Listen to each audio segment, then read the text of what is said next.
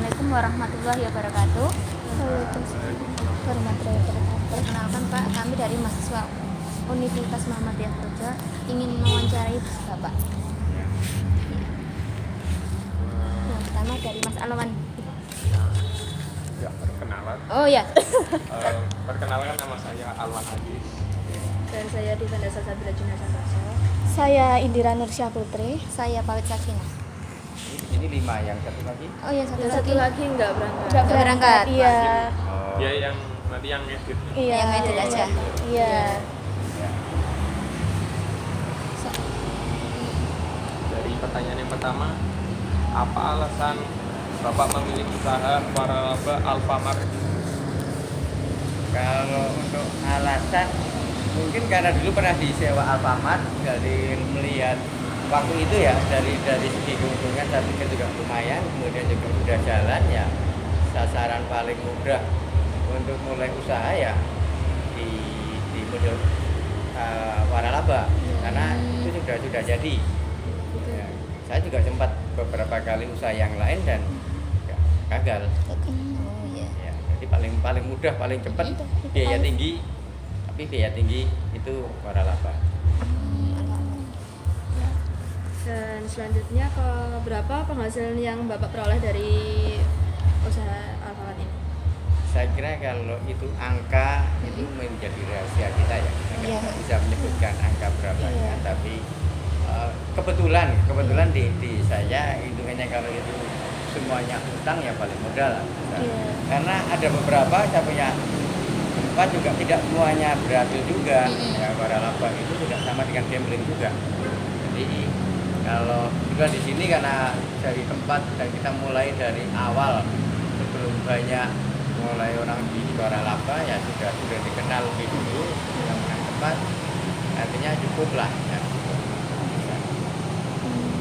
Baik Pak, kalau berapa lama Bapak melakukan usaha waralaba ini Pak? Sudah 7 tahunan. 7 tahun udah 7 lama tahun. berarti ya Pak ya? Udah lama. 7 tahunan. Berapa biaya yang harus Bapak bayar untuk Alfamart itu, Pak? Sebetulnya standar. Iya. Kalau dengan itu mobil data yang lain pun sama, karena di kalau itu waralaba akan muncul berapa harus biayanya. Ya Kira-kiranya berapa Pak? juga ini karena saya kan lama, saya lama, kemudian juga tempat-tempat saya kan hitungannya masih tidak begitu mahal, tapi kalau total meskipun itu sudah bentuk bangunan tetap harus ada rehab dan lain sebagainya, mungkin di atas ya sekitar 500-an lah. 500. Itu tempat tapi saya nggak sewa. Oh. Kalau sewa lain lagi nanti. Mahal lagi ya Pak? Mahal lagi. Nah, makanya kalau Iya. franchise itu mahal. Selanjutnya, apa yang Bapak lakukan untuk memastikan kepuasan pelanggan? Ini Pelanggan pertanyaan yang saya nggak urusan pelanggan mau puas atau enggak, karena itu tanggung jawabnya apa. Iya. Ya memang kalau itu penghasilan menurun baru saya protes. Oh iya, betul. Kalau urusan bagaimana dia meningkatkan, kayak untung mudahnya di franchise begitu. Iya. Yang di Alfa gimana loh ya itu sama, karena manajemen ada di mereka. Oh, Manajemen manajemennya. ada di mereka. Mungkin beda dengan yang lain ya. Iya. Ada misalnya kayak dia juga kayak teh desa atau apalah ya, yang itu kan ada nama ya. Iya. Tapi kalau yang di Alfa itu kan keuntungannya di situ. Bahkan bisa jadi saya pindah meja saja nggak bisa. Oh, pindah meja. Karena kewenangannya ada di mereka. Oh, alah. Ada di sana tuh. Yuk. Selanjutnya strategi pemasaran yang Bapak gunakan. Ada Iya. di mereka. Ada di Oh, mana di mana juga. Pokoknya Karyawan. kita tinggal kalau itu menurun kita mau protes ya tinggal protes aja gitu lah. ya. Anu nggak kenapa, nah nanti kan ditekan juga yang kepala tokonya dan sebagainya, begitulah biasa kan.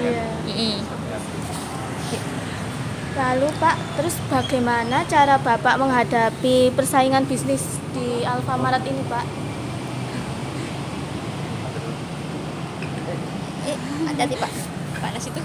Dalam menghadapi ya kita pasrah saja sudah. Sekarang ini juga banyak banget. Iya. Oh, banyak iya saingannya. kita nggak bisa melawan kita karena sebenarnya juga ada di aturan Perda, Iya. ada di aturan pemerintah bahwa harus sekian kilometer, dan sekarang ini kan memang dipermudah ya, jadi tidak ada ya mereka mau buka berdampingan mau berapa banyak pun juga ya sudah resiko kita bermain di situ. Iya, emang. Terus omset. Terus berapa kira-kira omset penjualan setiap bulan, Pak? Ya Pak, kira-kiranya saja Kira-kira Pak. omsetnya. Itu juga tergantung ya tergantung musimnya juga. Iya.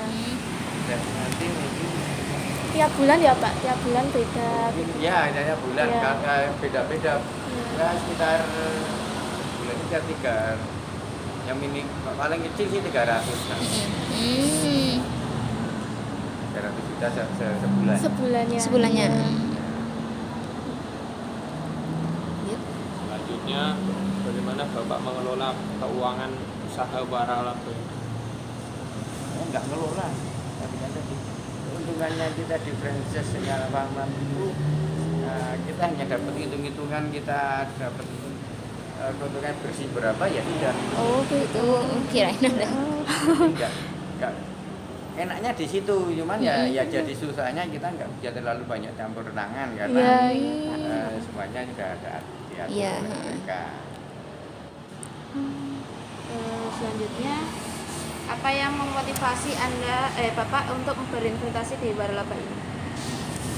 Waktu itu melihat peluang di waralaba ini jadi saat itu loh ya, ini paling aman pemahamannya. Kita punya modal besar, tapi waktu itu loh ya, itu untuk peluang bahasanya tidak rugi aja itu cukup bisa lah kalau tidak rugi. Itu pilihannya karena ya tadi kita nggak punya banyak pengalaman di usaha macam-macam ya kan. Terakhir ini bikin bengkel juga. Bengkel. Juga, ya motor itu juga lumayan. Bagasinya itu juga saya tutup karena gagal. Ya, mungkin kalau saya pakainya model apa ya franchise juga modelnya juga kayak Honda atau apalah mungkin agak lain, meskipun kualifikasi barang saya sama dengan apa yang ada di Honda sebetulnya. Terus Ya itu. kalau syarat-syarat yang harus dipenuhi untuk membuka Alfamart ini Pak, gimana waralabanya gitu? Syarat-syaratnya apa saja? Terus Paling gampang bagaimana? punya duit gitu kan. Duit. Ya, karena ya seperti itu karena syarat yang pokoknya kalau punya duit misalnya 1 M itu mau cari itu ya sudah jadi. Itu sudah jadi, tinggal tanya untungannya berapa setiap bulannya. Itu nanti yang tidak jauh berbeda akan diperoleh. Itu paling mudah. Jadi kalau mau coba-coba ya yang penting punya ada tempat atau tanah yang pinggir jalan. Ada beberapa syarat. Ada juga ada misalnya sebaiknya dekat sekolah, juga tidak terlalu jauh dari pasar, mungkin dekat rumah sakit misalnya. Iya. Macam-macamnya. Terus apa saja Pak cara paling efektif Bapak untuk meningkatkan penjualan dan pendapatan Pak kalau di Alfamart? Gimana? Cara efektif untuk meningkatkan penjualan dan pendapatan Ya, di paling Alfamart. efektif gitu. Kalau saya ya nelpon koordinatornya, kok hasilnya menurun gitu kan. Iya. Wah, Jawab. hasilnya yang ditekan. Ya itu tadi makanya di waralaba itu agak beda dan tergantung juga waralaba yang lain-lain karena misalnya kayak di kita di awal kita itu juga termasuk ada biaya promosi. Itu kita bayar ke mereka, dan bahkan dari misalnya hasil dari penjualan tadi itu juga di atas sekian lah ya, itu ada kita harus memberikan fee ke mereka. Oh, Ya, promosi berarti bayar ya Pak? Promosi. Tetap bayar gitu. itu bagian dari ya ada gitu. Secara langsung kita nggak ada penjelasan bahwa ini jadi sekian untuk promosi enggak. Cuman kita karena potongan keuntungan sekian persen dari penjualan itu untuk apa ya yang punya.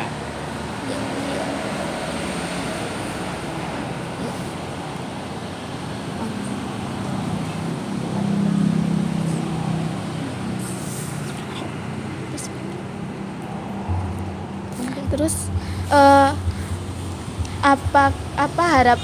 apakah harapan keuntungan yang dapat diperoleh dengan membuka waralaba, Pak? Waralaba Alfamart Bapak. Semuanya pengen terus jadi besar-besarnya. Iya, Pak. Kalau kecil-kecil, buka bengkel kecil Iya. aja kira-kira ya bisa tutup.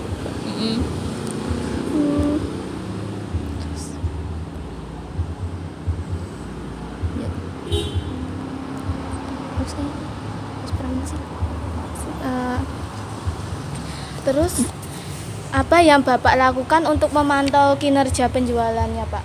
Nah, mereka setiap bulan ada laporan. Oh, ada laporan penjualan, reguler, iya. ada mereka bikin. Iya. Ya, kita bisa melihat juga kan, misalnya Iya. ketika ada rame kok cuma buka satu kasir misalnya, Iya. ya kan tidak bagaimana. Ya, tetap ada pemantauan meskipun pantauan finalnya nanti ya lewat kantornya. Kantor itu Ya, kantor. mereka yang akan ngejar. Terus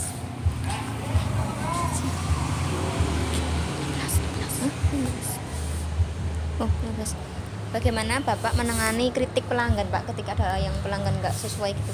Biasanya yang dikritik itu si apanya kan, ada nama brandingnya. Oh, nama Bukan, brandingnya. bukan ke pemiliknya. Pemiliknya. Bukan. Bukan, karena itu tadi makanya Alfamart itu atau yang model begitu pemilik tidak begitu campur tangan karena contohnya adalah misalnya ada memberikan label harga yang salah atau apa itu kan itu beritanya mesti Alfamart tidak Iya. memberikan apa tapi Alfamart Iya. atau Indomaret dan sebagainya lah itu mesti yang kena brandnya ya Brandnya, bukan kemudian ke pertogo-pertogonya ya Iya. meskipun memang ada juga kadang-kadang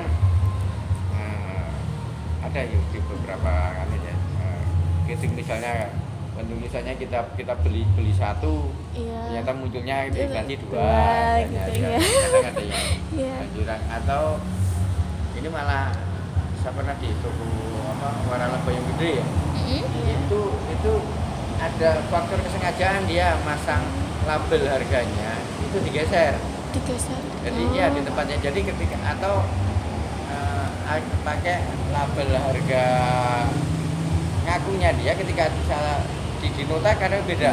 Iya. Nah, kalau yang itu teliti dimanapun beli itu lihat aja yang utamanya yang besar lah ya antara harga tertempel sama di nota kadang Iya, beda. emang sih. Iya sih. Bedanya beda. Nah itu yang bikin kita kapok untuk Iya, belajar kapok, di situ. Karena,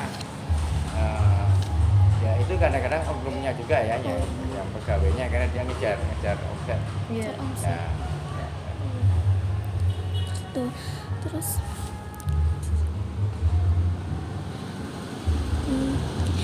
bagaimana Bapak memantau persaingan bisnis Bapak ini? Bapak kan Cara Kalau memantaunya. mantaunya ya kita ngomong paling kalau ada buka baru dekatnya ya prihatin aja lah waduh Iya. gitu lah tapi kalau kalau menolak itu nggak bisa Iya. nggak bisa terus ya. Nah, selanjutnya bagaimana Bapak melihat masa depan usaha Alfa ini? Mbak, kedepannya gimana gitu, Pak? Tergantung juga situasinya ya kemarin itu misalnya ketika muncul COVID itu kan yang Iya. beda Iya. Susah ya, Pak, ya. ya. Wah, Boleh hancur itu. keluar. Ya, dan macam-macam Iya. usaha juga banyak yang gulung juga Iya. yang itu ya kalau kedepannya ya mungkin sekarang ini juga ya persaingan makin terbuka ini udah tinggal orang juga yang punya sistem ini bagaimana contohnya paling mudah sekarang ini kan banyak juga di kota besar sudah mulai ngeluh dengan munculnya warung Madura misalnya Ya, warung udah. itu warung Madura itu juga banyak yang 24 jam buka. Iya, Harganya ya betul. Lebih murah. Lebih murah lagi. Iya. Lebih murah. Memang barangnya nggak lengkap. Memang. Nah itu yang kayak gitu. Betulnya apakah waralaba ini akan bisa lama atau tidak menurut saya nggak juga. Contohnya aja yang sudah lihat kayak Carrefour atau apalah. Juga lebihnya kayak apa? Cuma sekarang begitu kena COVID, kemudian orang juga ternyata juga tidak tertarik untuk datang ke mall itu hanya untuk jalan-jalan. Sekarang kan orang juga jarang. Iya, jarang emang. Jarang jalan-jalan itu ya sekarang ke objek wisata. Iya. Banyaknya di wisata. Banyak wisata Ya, saya jalan ke banyak. mall. Iya. Di situ semuanya ada. Kadang orang juga nggak beli, Iya. atau malah cuma cari makan. Nah, Cuma yang dicari spot fotonya. Ya, sama main-main ya. tapi karena rame tetap orang yang tadinya tidak mau beli juga akhirnya juga beli. Iya, Atau minimal ya kan banyak besok kalau ada uang saya mau beli itu. Iya. Sekarang Iya, trennya sudah berubah. Nah ini yang berkembang. Memang kalau yang model-model begini masih bisa, tapi nanti persaingannya ya persaingan sama model ya gitu kayak tadi lah warung Madura, atau kalau ada ya nggak jauh-jauh justru malah yang jadi persaing berat itu malah yang kayak gitu lah yang model orangnya jual kayak gitu. Itu sebetulnya itu malah banyak yang lebih banyak yang dirugikan. Kenapa? Karena dia bisa kemana saja. Makanya kalau mau usaha model kayak gitu itu dia tahu-tahu di alun-alun. Ya kadang-kadang kena anu ya, kena ya, tapi dia akan bisa mendekati tempat.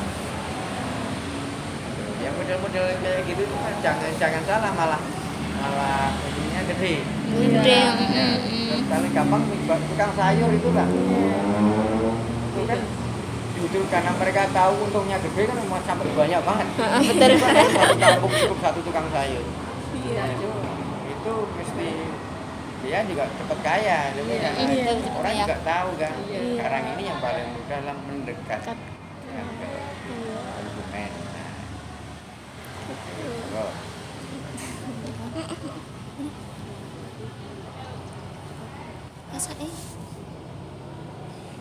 Ya mungkin kalau mau bikin pembanding malah franchise yang kecil-kecil kan model ya teh desa atau apa yang pinggir itu lebih itu model baru soalnya kan. Iya, baru itu. Akan lebih menarik kalau yang juga sebagai pelengkap. Kalau yang model ini misalnya kita tinggal buka YouTube, kalau apa sudah banyak penjelasan. Sudah banyak ya.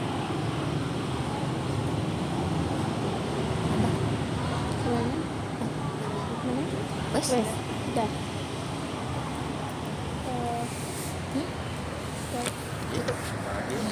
Kayak gini, kalau pemerintah pernah mendorong kalau bisa model-model waralaba daripada warung biasa, karena pemerintah diuntungkan tentunya. Dengan sistem waralaba maka pajak pasti kena. Iya. Tapi kalau warung, saya nggak yakin dari sekian banyak warung atau yang pimpinan aja lah berapa banyak yang bayar pajak. Yang bener malah ya banyak yang bener. Saya pikir nggak ada. Warung ini jangan salah, warung-warung kecil itu kadang-kadang ini juga